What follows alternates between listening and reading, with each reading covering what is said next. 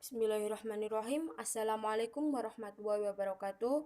Di video kali ini, kami dari kelompok 9 akan mempresentasikan tentang pembagian waris melalui musyawarah. Oke, langsung saja. Yang pertama yakni pembagian harta warisan secara musyawarah atau taharus. Secara arti kata, taharus berarti saling keluar.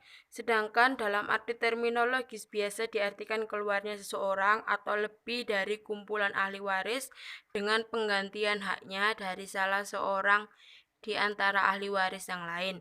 Dalam pembagian warisan dapat terjadi bahwa bagian setiap ahli waris dalam kasus tertentu tidak sesuai dengan kebutuhan yang mendesak atau keinginan perorangan dari ahli waris, sehingga dalam keadaan tertentu itu pelaksanaan hukum menurut apa adanya terlihat tidak tepat dan kurang dirasakan adil. Umpamanya ahli waris adalah seorang janda yang tidak mempunyai apa-apa selain dari peninggalan almarhumah suaminya dan seorang laki-laki dari saudara suaminya. Berdasarkan hukum yang berlaku, si janda hanya mendapatkan 3/4 dan saudara mendapat selebihnya, yaitu 3/4. Secara hukum, saudara tersebut tidak mempunyai kewajiban apa-apa untuk membiayai kebutuhan si janda. Dalam keadaan tertentu dapat terjadi bahwa harta peninggalan berbentuk rumah, tanah, dan uang. Di antara ahli waris ada yang hanya membutuhkan rumah, yang lain membutuhkan tanah, dan yang lain membutuhkan uang. Dalam penyelesaian harta warisan, mungkin tidak mendapatkan apa yang sangat diperlukannya itu. Allah Subhanahu wa Ta'ala menetapkan hukum secara umum tanpa melihat kepada pribadi tertentu, kasus tertentu, atau suasana tertentu. Hukum itu pada awal pembentukannya ditentukan untuk semua tanpa memandang kemungkinan yang akan timbul kemudian. Yakni syarat pembagian harta warisan secara musyawarah atau taharus.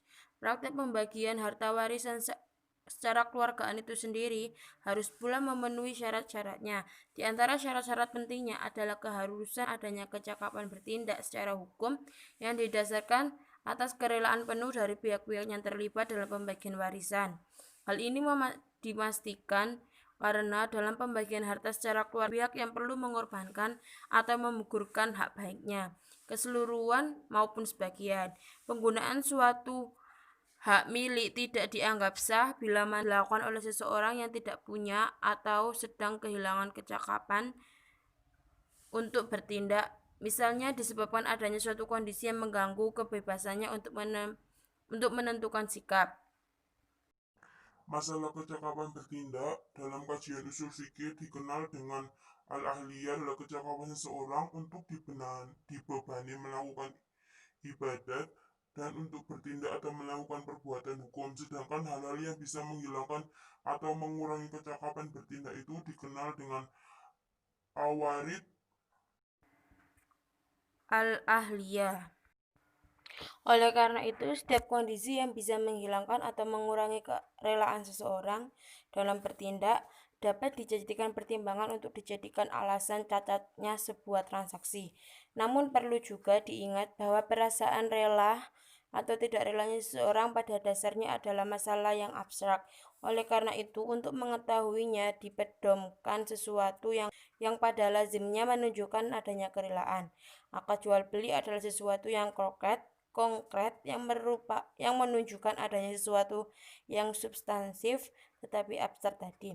Adanya lafal ijab dan kabul dalam hal jual beli menunjukkan adanya kerelaan dua belah pihak.